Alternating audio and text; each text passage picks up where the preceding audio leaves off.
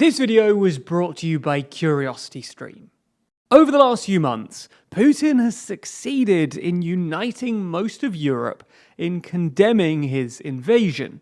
After an era of political posturing and disputes over COVID and the rule of law, nearly the entire European superstructure finally came together to agree an unprecedented set of sanctions on Russia, with even historically dovish countries like Germany, Austria, and Switzerland sending a variety of lethal and non-lethal aid to Ukraine. However, despite this apparent unity, there have been a couple of exceptions. So in this video, we're going to be taking a look at those European exceptions that continue to defend Putin's invasion of Ukraine, and why they've taken the position that they have. Broadly, there are 3 European countries which are conspicuously sympathetic to Vladimir Putin and his regime, with those being Belarus, Serbia, and Hungary. Now, we've covered the relationship between Belarus and Russia in another video on the channel, so in this video, let's focus on the latter two, Serbia and Hungary. As we see it, there are basically 2 main reasons that Serbia supports Russia's invasion of Ukraine. And those are the close cultural ties between ethnic Serbs and Russians, and Serbia's bitter history with NATO.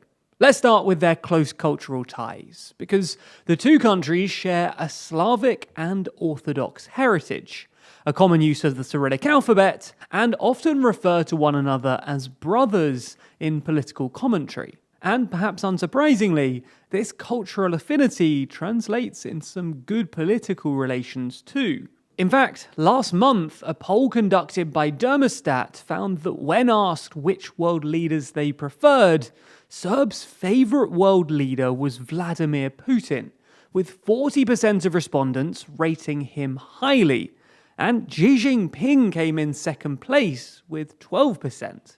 That same poll found that some 51% of Serbs would vote against EU membership in a national referendum, with just 34% voting in favour. The other reason, though, is NATO. Now, if you want all the details, you can pause the video and have a good read. But essentially, on a handful of occasions, NATO have made some pretty major interventions in the Balkans. Interventions that Serbia generally hasn't been that keen on. The TLDR here is that Serbs have a long and complicated history with NATO, which is why they broadly sympathise with Putin's anti-NATO narrative, and explains why, when Russia first invaded Ukraine, pro-government tabloids ran front pages declaring that Ukraine had in fact attacked Russia.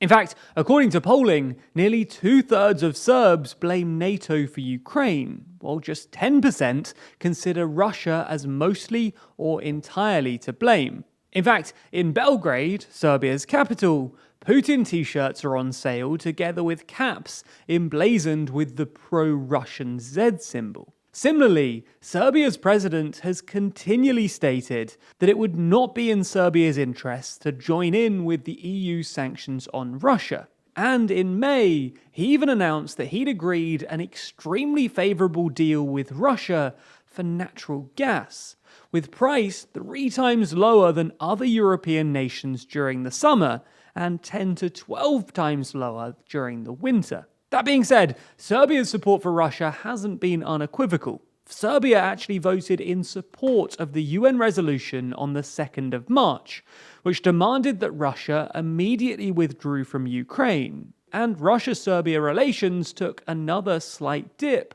when Vladimir Putin cited Kosovo's unilateral and Western-backed declaration of independence as a legal justification and precedent for Russia to recognize Donetsk and Luhansk. Now, this clearly didn't go down too well with Serbia, where most people don't consider Kosovo's independence to even be legitimate. So, that's Serbia. They're on Putin's side, but things are getting a little tense. The other major country worth discussing is Hungary. Now, Hungary represents Europe's clearest example of what's known as democratic backsliding, repeatedly coming under fire from the European Union for eroding democratic values, most notably the rule of law. And that's because incumbent Prime Minister Viktor Orban has spent more than a decade tweaking the country's rules in order to consolidate his power and maintain his place in office. And this alone partly explains his close affinity with Putin. Both are strongmen dictators who regularly get into spats with the EU. And things have been made more difficult by the fact that the war began just before a general election in Hungary, forcing Orban to walk a political tightrope. But after a resounding electoral victory, Orban returned to his old ways, consistently opposing EU embargoes on Russian energy and refusing to supply Ukraine with weapons. Zelensky has even described Orban as virtually the only one in Europe to openly support Mr. Putin. To be fair to Orban here, he has nominally condemned Russia's actions and backed most EU sanctions and opened up Hungary to Ukrainian refugees. Nonetheless, Hungary's equivocal stance has brought opposition from some of their closest EU allies, most notably Poland, with the Polish president recently warning that Orban's current policy on Ukraine would end up being, quote, very costly for him. Now, fortunately for the rest of the EU, neither Serbia nor Hungary's stance looks sustainable. Serbia officially applied for EU membership in 2009, and EU frustration with Hungary is steadily growing. At the end of the day, and as the war continues, both countries will have to decide between Russia and the EU. And as things stand, the EU looks like a better and more likely choice for both countries. So, while Russia's alliances in Europe might be struggling slightly, on the other side of things, Ukraine has seen their alliances only strengthen in recent months, with them even penning some new formal alliances. And we run through that in a full TLDR video exclusive to Nebula, the streaming service which we built with our creator friends, and where you can find exclusive TLDR videos, as well as all of our videos ad-free. The question is then, how much would you pay for exclusive videos and ad-free viewing? Well, how about £1 a month? No, really, that's the price. And that's because we've done a deal with CuriosityStream. So if you sign up to their superb service, well, you'll find tons of high-quality documentaries. You'll also get Nebula, our streaming service, included absolutely free.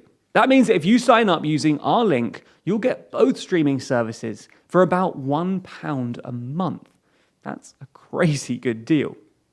Anyway, support the channel and use the link in the description to get both services and all the TLDR you could want. Thanks for your support.